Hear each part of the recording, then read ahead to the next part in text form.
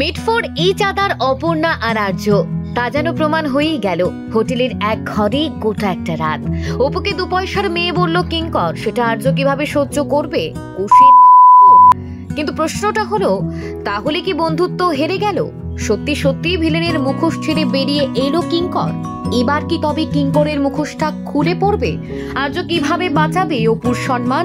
কি হতে চলেছে আগামী পর্বগুলোতে?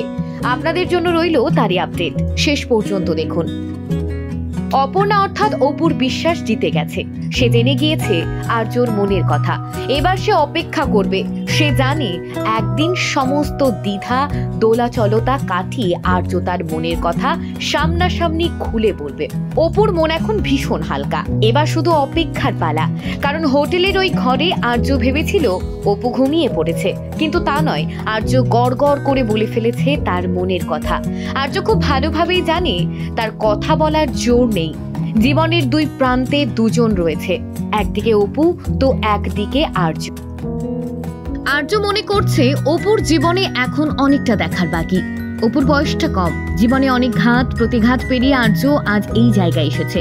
কথাগুলো যখন আর্য বলছে তার চোখে মুখে ফুটে উঠছে অত্যন্ত কষ্ট। বোঝাই যাচ্ছে সে অপুকে ভালোবেসে ভিতরে কষ্টে মর্মে মরে যাচ্ছে।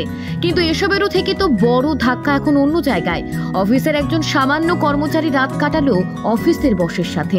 অপুর দিকে তো অনেকে আঙুল তুলবেই যে কিঙ্কর আর্যর এত ভালো বন্ধু, সে কিনা আর্যকে বলল অপু 2 পয়সার মেয়ে। আর্য সহ্য করেনি, থাপ্পড় দিয়েছে। এবার দেখার আর্য অপুর সম্মান কি করে রক্ষা করে। আর ওদিকে মেয়েকে বাড়িতে ফিরে পেয়ে দুশ্চিন্তা কেটেছে বাবা মায়ের। কিন্তু প্রশ্ন অন্য জায়গায়, কিঙ্কর এই থাপ্পড়ের বদলা অন্যভাবে নেবে না তো? সে কি আর অপুকে ছেড়ে কথা বলবে?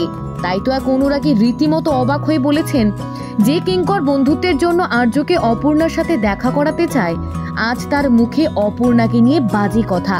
আবার কেউ বা অনুরোধ করেছেন, কিঙ্কর আপনি আর্যর বন্ধু হয়ে ওর পাশে থাকুন, ভিলেন হয়ে যাবেন না প্লিজ। একই সুর শোনা গিয়েছে আরেকজনের মুখেও। তার বক্তব্য, কিঙ্কর যেন ভিলেন না হয়ে যায়, তাহলে বন্ধুত্ব হেরে যাবে। আবার আরেক নেটিজেনের বক্তব্য, ভালোবাসার কোনো বয়স হয় না। আপনার কি মনে হয়? ভালোবাসা তো জিতবেই, সে সবাই জানে, কিন্তু ভালোবাসার পথে বন্ধুত্ব কাটা হয়ে দাঁড়াবে না তো? এমনটা কিন্তু বাস্তবেও হয়। আপনার জীবনেও কি হয়েছে এমনটা?